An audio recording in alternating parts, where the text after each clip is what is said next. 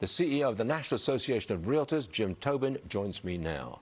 Jim, pending home sales rose significant. It's the National Association of Realtors. No, it's not. It's home builders. Home builders. Yeah, we build stuff. Okay, you do indeed. That's right. good. You don't just sell it, you build it. That's right. Good. Okay.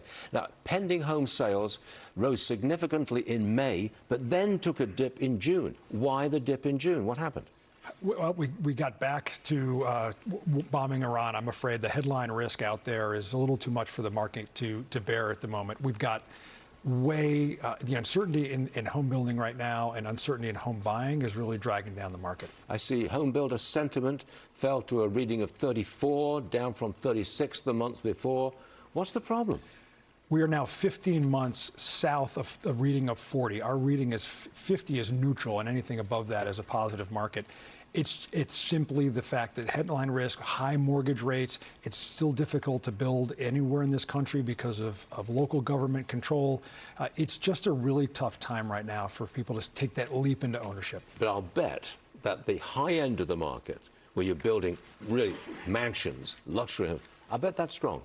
It is strong, believe it or not, because people have a lot of money in the stock market. Exactly. You've got a lot of people who are moving out of the high regulation states like California. They're cashing out on their very expensive homes, and they're moving to lower cost areas, and they're paying for homes with cash. And so that high end, that semi-custom or high end part of the market is holding up remarkably well. Do developers build spec homes any longer?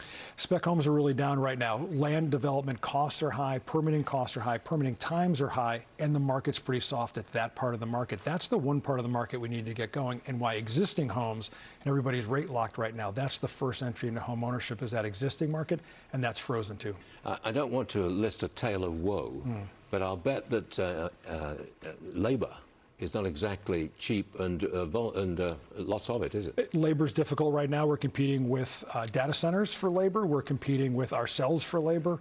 But the labor market is tough across the country. We're consistently 200,000 to 300,000 workers short in home construction. I wish I could interview somebody in the real estate business who's had more positive, but you got to tell it how you see it. Well, I'll call it the way I see it. The housing bill, the 21st Century Road to Housing bill that passed Congress a couple weeks ago and is now law, that is going to have a trickle-down effect into the marketplace. We're getting ready to work on the regs eventually, but it sends a signal that the federal government is taking housing affordably seriously. All right, quick one. New York City's mayor, Zohran Mamdani, he's got a tax on second homes, and it went into effect this month. Yesterday, we reported that it's already taken a toll on luxury homes in the 5 boroughs. Yes. Do you think that contractors and developers will stay away from New York because of the second home tax?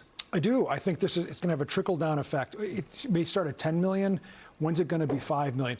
In Rhode Island, we have the Taylor Swift tax. This is exactly what's happening here. What's that? Rhode Island has decided to tax, not Taylor Swift herself, but those high-wealth individuals who buy high-end properties. Taylor Swift apparently has a lovely home in coastal Rhode Island. We're going to see that here in New York City as well. We're going to drive wealthy families out of New York. We need a balance. We can't just keep attracting the lower end of the market or those single families. We need families here. This is it's just the start. This is rent control in a different guise. You can't get young families to come to New York because rents are pretty strong. Rents are strong. The economy is strong, but you're disincentivizing people to move to New York City. So where are they going to go? They're going to cross the river to New Jersey, or they're going to go up to Connecticut.